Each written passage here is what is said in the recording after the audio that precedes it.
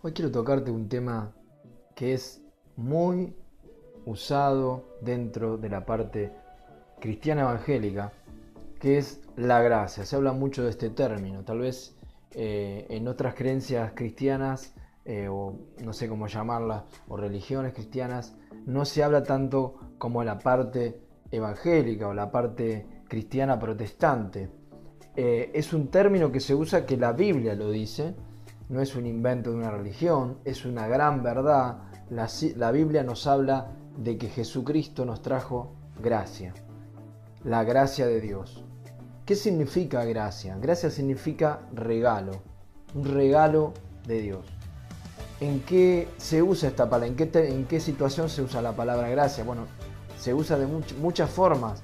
Todo lo que tiene que ver con el nuevo pacto que ha hecho Dios nuestro Padre en Jesucristo su Hijo. Se habla que en el antiguo pacto, cuando Dios dio las leyes a Moisés, se hablaba que era la etapa de la ley, ¿sí? O la era de la ley, o el pacto de la ley. Cuando vino Cristo Jesús, terminó ese antiguo pacto y empezó uno nuevo, que es el pacto de la gracia, que es en su sangre, en su sacrificio por nosotros. Pero ¿y esto qué significa? Gracia significa que hemos recibido el favor de Dios, la salvación, o sea, de nuestra alma, el perdón de nuestros pecados, por la fe en su Hijo Jesús.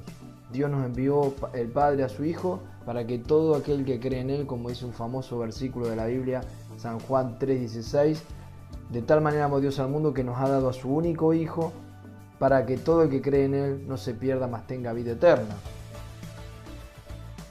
Habla de que Dios envió a su Hijo y todos los que creen en Él pueden llegar a tener la vida eterna. Esto significa la salvación del alma, tener la seguridad de que en esta tierra estamos con Dios y que si un día tenemos que partir, cuando sea su momento, estamos con Dios y eternamente estaremos con Él, disfrutando del cielo, disfrutando del paraíso, disfrutando de todas las bendiciones que Dios tiene preparado fuera de esta vida, o en el fin de los tiempos, cuando se termine y Dios juzgue a toda la humanidad. Saber que tenemos la seguridad que estamos, como quien dice, del lado de Dios y que no tenemos que temer, porque Dios nos está esperando con los brazos abiertos, y no para juzgarnos, sino que ya en Jesucristo, al creer en Él, hemos recibido el perdón. El juicio que estaba contra nosotros ya no está, porque hemos creído. Hay otras creencias que hablan de que debemos hacer algo para ganarnos el favor de Dios. La Biblia nos habla que es imposible, que no hay nada que podamos hacer para ganar el favor de Dios, porque somos pecadores y aún todo lo que tratamos de hacer lo mejor posible nunca alcanzaría para satisfacer a un Dios santo, perfecto. Entonces nos habla que solo su Hijo Jesús, que vino, nos representó delante del Padre viviendo Él esa vida justa, santa, sin pecado. Al entregarse como sacrificio vivo delante del Padre, Él trajo esa justificación, ese perdón, por su muerte en la cruz y su resurrección, por su vida aquí en la tierra viviendo como un hombre justo. Por todo esto, Jesús nos trajo justificación, perdón, salvación. Dice que es nuestro abogado, nuestro mediador delante del Padre. Tenemos todo el favor de Dios en Jesucristo. Ahora,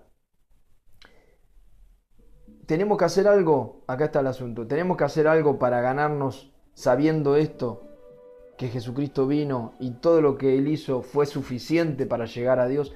¿Deberíamos hacer algo para agradar más a Dios o agradar menos?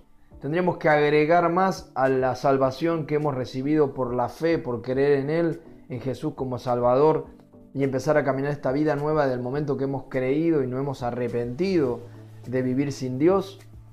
No, la Biblia nos habla de que eso es gracia. Gracia es que Dios nos dé un regalo.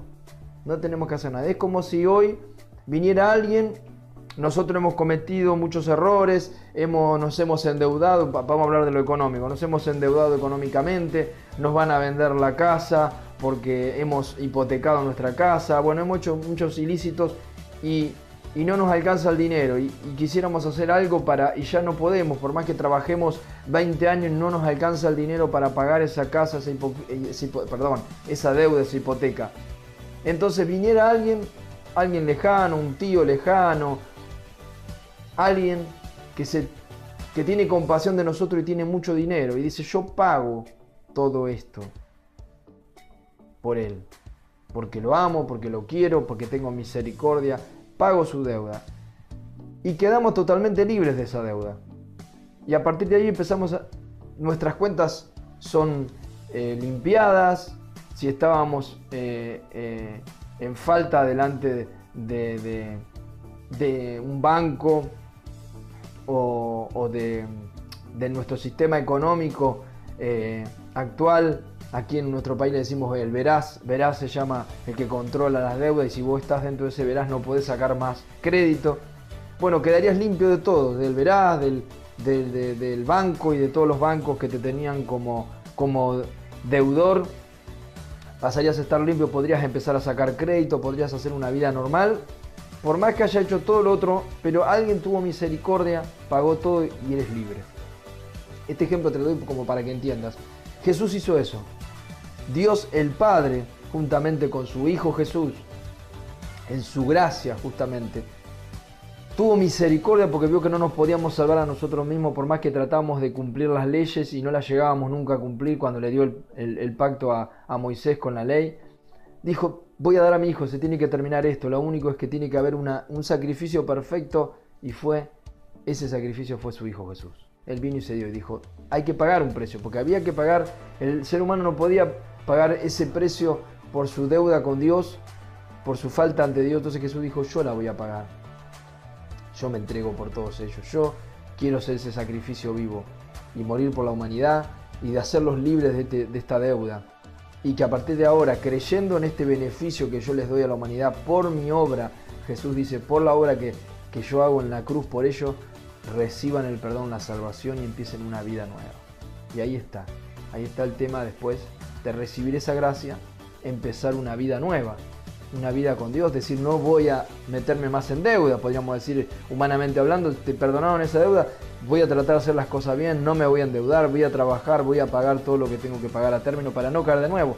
Y eso es lo que pasa con la fe, es lo que pasa en la verdadera fe, esta fe sana que nos fue dada a través del Evangelio, de nuestro Señor Jesús, de los apóstoles, que nos fue dada, es esta, que creyendo en Jesús tenemos el perdón, la salvación, la vida eterna por creer. Entramos en su gracia. Ahora, ¿hay que después hacer algún mérito o algo? No, solo tenemos que seguir viviendo, agradecidos a Dios por esto, no olvidándonos de esto, y empezar a enmendar nuestra vida, empezar a hacer las cosas bien, ¿sí? Lo que hacíamos mal, no hacerlo más, y si nos equivocamos, volver a Dios y decirle, Señor, ayúdame, quiero cambiar aquellas cosas que me cuestan cambiar, porque obvio no es fácil. Si uno estuvo acostumbrado a tener hábitos malos, a veces somos propensos a caer. Dios te quiere ayudar a que sigas adelante, y Dios te va a ir transformando en medida que tú vayas dándole tu corazón, abriéndole tu corazón en oración, en la lectura bíblica, estudiando su palabra y sabiendo cuál es su voluntad. Dios te va a ir ayudando y cambiando. Pero ¿a qué voy con todo esto? Seguimos en el mismo punto, la gracia. Después que creo y tengo esta salvación, ¿tengo que hacer algo para ganarme el favor de Dios? ¿Tengo que hacer algo para recibir la bendición de Dios? ¿O ya al creer he recibido toda bendición y todo perdón y toda salvación? La Biblia nos dice eso. Que sí, dice en San Juan capítulo 1 versículo 16, 17 y 18 nos habla que hemos recibido gracia sobre gracia, dice abundante gracia en Jesucristo. Dice, la ley fue dada por Moisés, pero la gracia y la verdad se nos fue revelada por Jesucristo. La gracia de Dios es una gracia sobre gracia y no necesitamos pagar por el favor de Dios. Ya lo pagó Jesús. Si alguien te dice que para que tú recibas más bendición o estés en un nivel más alto de espiritualidad, o tienes que dar algo, tienes que pagar algo, ya sea dinero, ya sea un sacrificio humano, no sé, algo que te digan que tenés que hacer para que Dios te ame más o para que Dios te bendiga más y traiga bendición en tu vida, en tu casa. Si alguien te dice que tenés que poner dinero, si alguien te dice que tenés que hacer un pacto, el pacto ya lo hizo Dios con nosotros y fue en su Hijo Jesucristo y en su sangre y en su sacrificio, no hay otro pacto.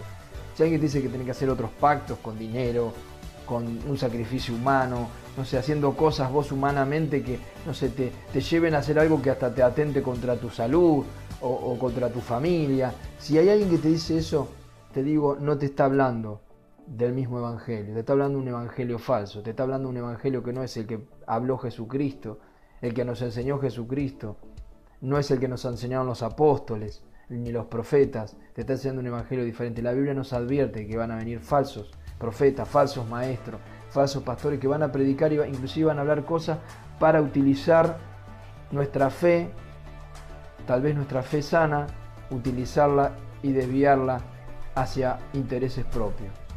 ¿Sí? La Biblia lo dice claro. Si lee las cartas de Pablo y Pedro también en una parte dice que van a explotar, van a usar la fe y explotar para sacar ganancia a los creyentes.